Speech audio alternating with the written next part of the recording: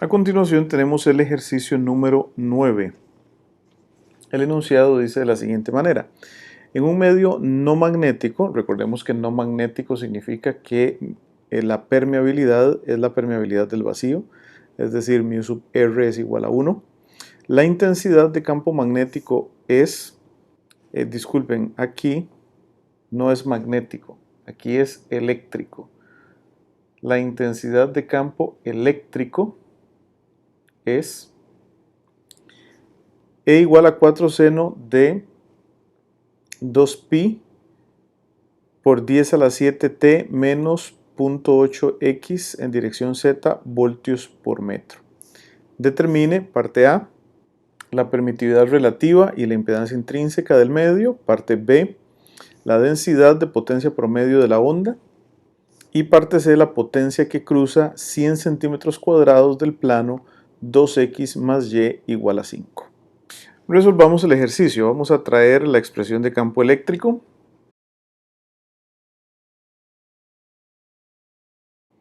Y el hecho de que nos dicen que el material es no magnético, o sea, mu R es igual a 1. Noten por favor varias cosas. En primer lugar, que de la expresión de campo eléctrico obtenemos la frecuencia angular. Además, obtenemos también la constante de fase, beta. Puesto que no hay un término de atenuación, entonces sabemos que es un dieléctrico sin pérdidas y que alfa es igual a 0. De este signo menos y la variable con la que cambia la fase, vemos que la dirección de desplazamiento de la onda es en x positivo. Y el vector de campo eléctrico apunta en dirección z. O sea, tenemos una componente z de campo eléctrico. Toda esa información tan solo de la expresión de campo eléctrico que nos da el enunciado. Muy bien, resolvamos el ejercicio. La parte A nos pide la permitividad relativa y la impedancia intrínseca. Puesto que contamos con el valor de beta y además sabemos que es un medio no magnético, entonces podemos calcular la permitividad relativa con la definición de beta. Recordemos que beta es igual a omega por mu epsilon raíz cuadrada, y recordemos que esto en un medio no magnético se puede simplificar como omega entre c por la raíz cuadrada de epsilon relativo. De aquí es muy fácil despejar el epsilon relativo en términos de beta por c entre omega al cuadrado. Conocemos el valor de beta, 0.8, conocemos por supuesto el valor de c, 3 por 10 a la 8, y conocemos el valor de omega, 2pi por 10 a la 7. Cuando introducimos los valores numéricos, el valor numérico del epsilon entonces sería 14.59, la permitividad relativa del medio.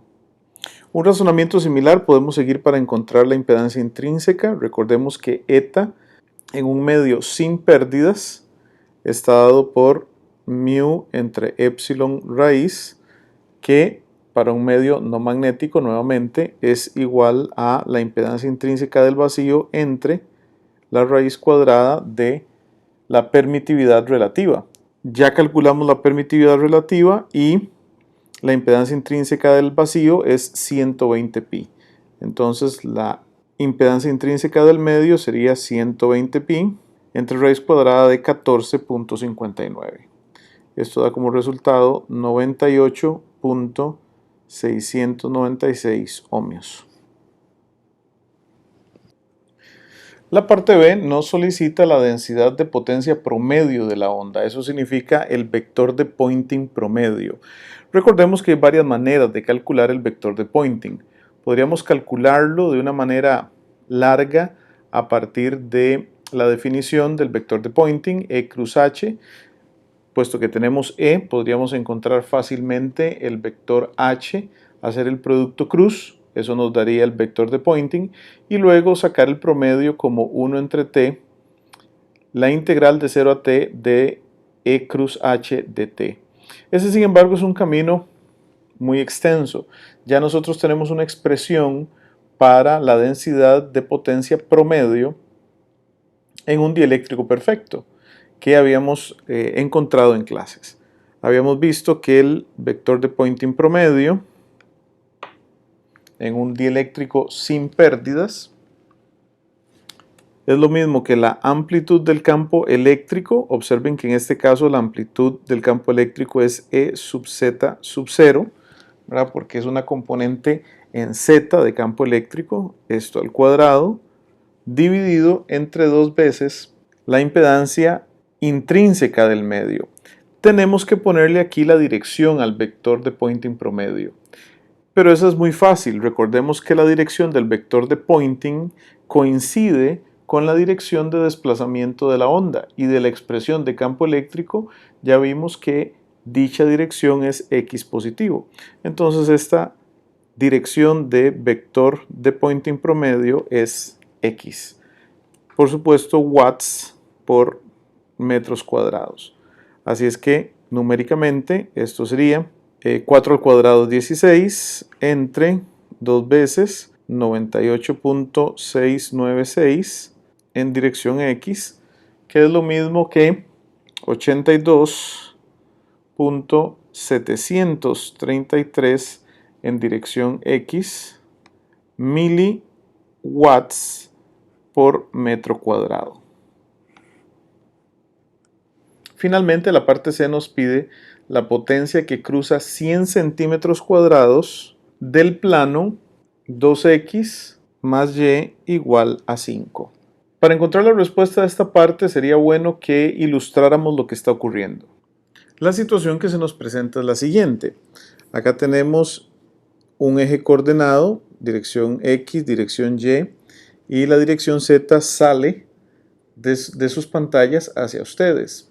De acuerdo con el resultado que obtuvimos anteriormente, la densidad de potencia promedio viene en dirección X positivo, o sea, la onda viene en dirección X positivo, como lo muestran estas flechas superiores.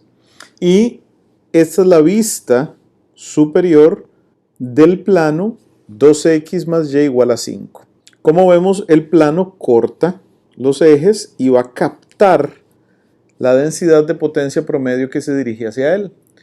Pero recordemos que la potencia promedio es el producto de integrar la densidad de potencia promedio sobre un diferencial de área. Pero la relación entre este vector y este diferencial de área, que también es vectorial, es un producto punto.